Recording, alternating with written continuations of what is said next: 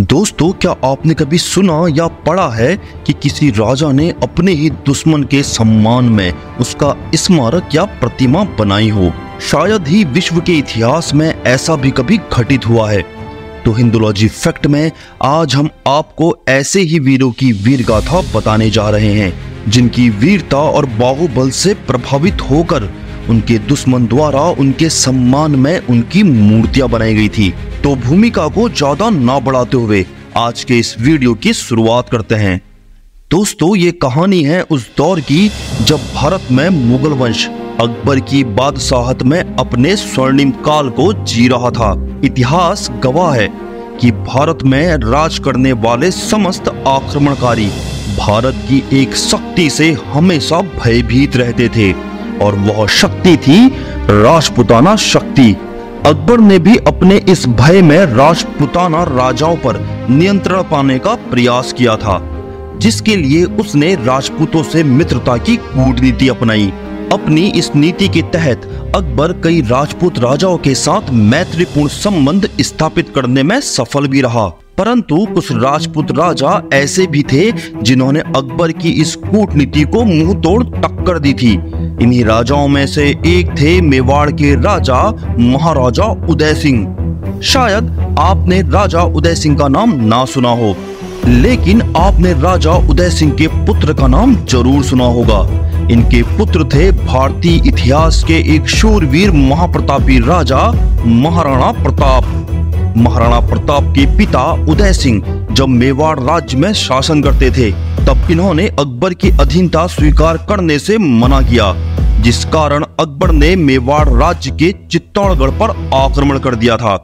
उदय सिंह ने युद्ध परिषद की सलाह के बाद वीर जयमल और फत्ता को 8000 सैनिकों के साथ चित्तौड़ दुर्ग की कमान सौंपी थी। जयमल 36 वर्ष की आयु में मेड़ता की गद्दी में बैठे थे। बचपन से ही इन्होंने अपने पिता बीरम देव के साथ अनेक युद्धों में भाग लिया था, इसलिए इन्हें युद्ध नीति की अच्छी समझ थी। और फत्ता का वास्तविक नाम फतेह सिंह चूड़ावत था। ये केवला के जागीरदार थे। इनकी वीरता और युद्ध कौशल से प्रभावित होकर राजा उदय सिंह ने इन्हें चित्तौड़ का प्रमुख सेनापति नियुक्त किया था। 26 अक्टूबर 1567 का दिन वह दिन था जब अकबर अपनी विशाल सेना के साथ चित्तौड़गढ़ के पास नगरी नामक गांव में पहुंचा था और चित्तौड़ के किले पर धावा बोलने की रणनीति बनाने लगा। दूसरी ओर अनुभवी जयमल ने किले में युद्ध की तैयारियां शुरू कर दी थी। अपनी इसी तैयारी के दौरान जयमल ने अपने भतीजे कल्ला राठौर को भी बुलावा भेजा। इतिहासकारों द्वारा लिखा गया है कि जब जयमल का अकबर के चित्तौड़ पर आक्रमण का संदेश कल्ला राठौर को मिला, तब वह अपने ही विवाह समारोह में व्यस्त थे। संदेश मिलते ही सूरवीर कल्ला ने मातृभूमि की रक्षा के लिए अपनी तलवार लहराई और शेर सी गर्जना के साथ विवाह को आधे में छोड़कर 2000 राजपूत योद्धाओं के साथ चित्तौड़ की ओर रवाना हो गए। आधी रात में जब कल्ला जी चित्तौड़ पहुंचे, तब मुगल सेनापति आसिफ खान ने मुगल सैनिकों के साथ किले के रास्तों को रोक रखा था। अब समस्या यह थी कि मुगल सैनिकों के इस मोर्चे को तोड़कर किले में प्रवेश कैसे किया जाए। तब कल्ला जी के एक सेनापति रणधीर सिंह ने कल्ला जी को दुर्ग में प्रवेश करने का भरोसा दिलाया और स्वयं 500 राजपूत योद्धाओं के साथ आसिफ खां और उसकी मुगल सेना से भिड़ गए। कल्ला जी दुर्ग में तो प्रवेश कर गए, परंतु रणधीर सिंह युद्ध में लड़ते हुए वीर गति को प्राप्त हो गए। दूसरी ओर अकबर भी जानता था कि राजपूतों को हराना आसान नहीं होगा, इसलिए उसने दुर्ग को जीतने के लिए तोपों का प्रयोग किया। तोपों से निकले गोलों की मार से किलों की दीवारों में दरारें पड़ जाती थी, जिसे राजपूत योद्धाओं द्वारा रात के समय फिर से ठीक कर दिया जाता था। जयमल की इस रणनीति के सामने अकबर की तोपें भी असफल होने लगी। मुगलों की 60,000 से भी ज्यादा की सेना 8000 राजपूत योद्धाओं को कई महीनों तक हरा नहीं पाई, जिससे मुगल सैनिकों में हताशा बढ़ने लगी। इसे देखते हुए अकबर ने एक नई रणनीति अपनाई। इस रणनीति के तहत अकबर ने अपने सैनिकों को किले के नीचे सुरंग खोदने का आदेश दिया, जिसमें बारूद भरकर किले की दीवारों को तोड़ा जा सके। परंतु राजपूत सैनिकों ने सुरंग खोदने वाले मुगल सैनिकों पर खौलता तेल डालकर आग लगा दी, जिससे मुगल सैनिकों द्वारा खोदी गई सुरंगें उन्हीं का शमशान घाट बन गई। राजपूतों के इस विकराल रूप से डरकर मुगल सैनिकों ने सुरंग खोदने से मना कर दिया। तब अकबर ने सुरंग खोदने वाले सैनिकों को एक टोकरी मिट्टी के बदले एक स्वर्ण मुद्रा देने का ऐलान किया। इसीलिए मुगल इतिहासकार अबुल फजल ने लिखा है कि इस युद्ध में मिट्टी की कीमत स्वर्ण के समान हो गई थी।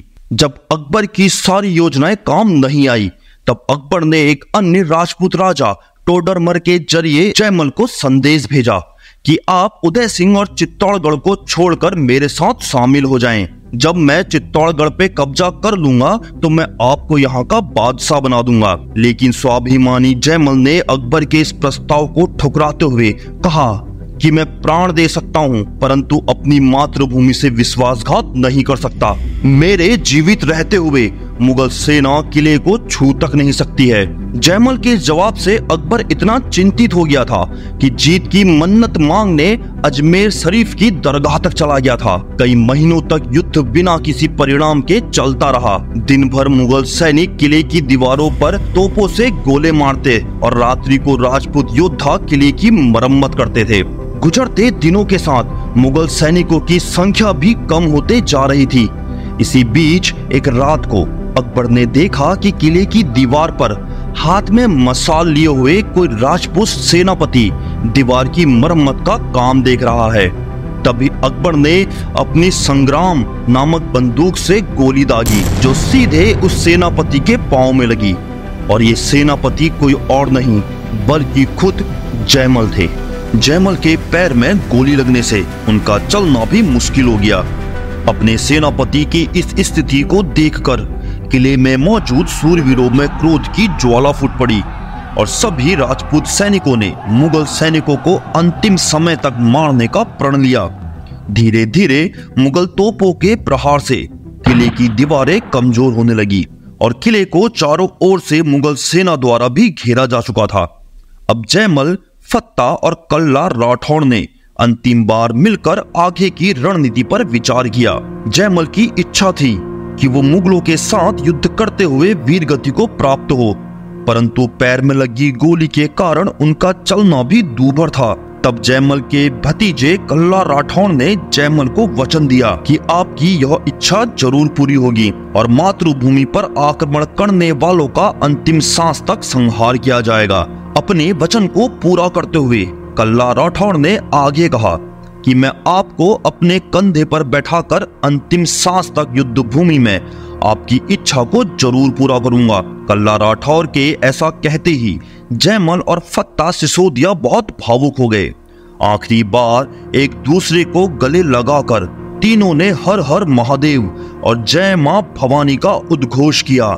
किले की दीवारें राजपूत सैनिकों के हर हर महादेव और जय मां भवानी के उद्घोष से कांप उठी थी। सेनापति जयमल ने राजपूत सैनिकों को गोल घेरा बनाकर मुगल सेना पर प्रहार करने का निर्देश दिया, जिसके पीछे कारण यह था कि मुगल सैनिकों की संख्या 60,000 से भी ज्यादा थी, जिसके मुकाबले राजपूत सैनिक मात्र 8,000 की संख्या में थे। गोल घेरा बनाकर आक्रमण करने से ज्यादा मुगल सैनिकों को मौत के घाट उतारा जा सकता था। मुगल सैनिकों ने जब किले से जय मां भवानी और हर हर महादेव का उद्घोष सुना तो वो समझ गए कि अब आगे क्या होने वाला था। अकबर ने भी तुरंत किले के द्वार पर सैनिकों की संख्या बढ़ा दी ताकि किले से बाहर निकलते ही राजपूत सैनिकों पर धावा बोला जा सके। परंतु जयमल और फत्ता बहुत अनुभवी थे। वे अकबर की इस चाल को पहले ही भांप गए थे। उन्हें पता था कि किले के द्वार पर मुगल सेना अधिक होगी, इसीलिए उन्होंने मुगलों को चौंकाने के लिए एक अलग योजना बनाई। फत्ता सिसोदिया ने जयमल राठौड़ से कहा कि अकबर का पूरा ध्यान आप पर ही है, इसलिए आप किले के द्वार को खोलकर आक्रमण करेंगे। आपके साथ 3 से 4 हजार राजपूत सैनिक गोल घेरा बनाकर रहेंगे और दूसरी तरफ मैं किले की टूटी दीवारों से अन्य योद्धाओं के साथ मुगल सेना पर हमला करके उन्हें चौंका दूंगा। राजपूत सैनिक अपने हथियारों पर तिलक लगाकर युद्ध के लिए तैयार हो गए। जयमल अपने भतीजे कल्ला राठौर और 3 से 4 हजार राजपूत योद्धाओं के साथ दुर्ग के द्वार खोलकर मुगलों पर हर हर महादेव का उद्घोष करते हुए टूट पड़े। दूसरी तरफ किले की टूटी दीवारों से अचानक आक्रमण कर फत्ता सिंह और अन्य राजपूत योद्धाओं ने मुगल सेना को संभलने का मौका भी नहीं दिया। राजपूत सेना के इस आक्रमण ने एक झटके में मुगल सेना के कई हजार सैनिकों को मौत के घाट उतार दिया। राजपूत सेना की इस योजना से अनजान अकबर और उसकी मुगल सेना में अफरा तफरी मच गई। इधर कल्ला राठौर के कंधे पर बैठे जयमल के दोनों हाथों में तलवार बिजली के समान कौंध रही थी। कल्ला राठौर भी दोनों हाथों में तलवार लिए मुगल सैनिकों को धराशायी कर रहे थे। जब अकबर ने यह दृश्य देखा तो वह भी आश्चर्यचकित रह गया। युद्ध में इस दृश्य के बारे में कहा जाता है कि जयमल और कल्ला हाथों में तलवार लिए ऐसे प्रतीत हो रहे थे मानो स्वयं भगवान चतुर्भुज हाथों में तलवार लिए मुगल सेना का काल बनकर आए हों। भले ही युद्ध में अकबर की सेना 8 से 10 गुना अधिक थी, परंतु राजपूतों की युद्ध नीति और योजना के सामने मुगल सेना को बहुत अधिक नुकसान हुआ। धीरे धीरे मातृभूमि की रक्षा के लिए एक एक राजपूत योद्धा ने अपनी जान न्यौछावर कर दी। जयमल और कल्ला राठौर भी युद्ध में लड़ते हुए वीर गति को प्राप्त हुए, जिसके साथ ही कल्ला राठौर ने अपने चाचा जयमल को दिया हुआ वचन भी पूरा कर दिया। जब यह समाचार दूसरी छोर से मुगल सैनिकों का संहार करते फत्ता सिसोदिया को पता चला तो वह तुरंत जयमल और कल्ला को देखने दुर्ग के भीतर आए, परंतु दुर्भाग्यवश दुर्ग के अंदर मुगल सैनिकों ने उन्हें घेर लिया। मुगल सैनिकों से लड़ते हुए फत्ता सिसोदिया भी वीर गति को प्राप्त हो गए। इस प्रकार सभी राजपूत योद्धा मुगलों का संहार करते हुए अपनी मातृभूमि चित्तौड़गढ़ के स्वाभिमान के लिए न्यौछावर हो गए। अकबर ने भी दुर्ग को जीत तो लिया, परंतु वह अपनी इस जीत से खुश नहीं हुआ, क्योंकि उसे दुर्ग में ना ही महाराजा उदय सिंह मिले और ना ही कोई खजाना, परंतु मात्र 8,000 राजपूत योद्धाओं ने अकबर के 30 से 40 हजार मुगल सैनिकों को मौत के घाट उतार दिया।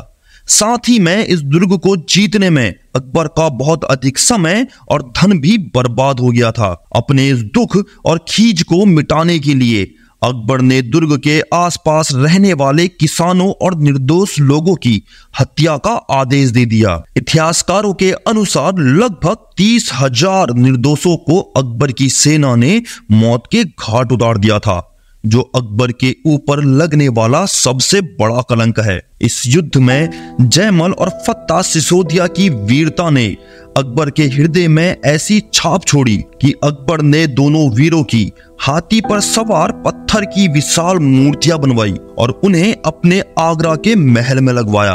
विदेशी इतिहासकारों द्वारा भी अकबर पर लिखी पुस्तक में जयमल मेड़तिया को लॉयन ऑफ चित्तौड़ कहा गया है। आज भी जयमल तथा उनके सूरवीर राजपूत योद्धाओं के लिए चित्तौड़गढ़ में कहा जाता है कि राजा बहुत था नहीं, एक साधारण सा राजपूत था।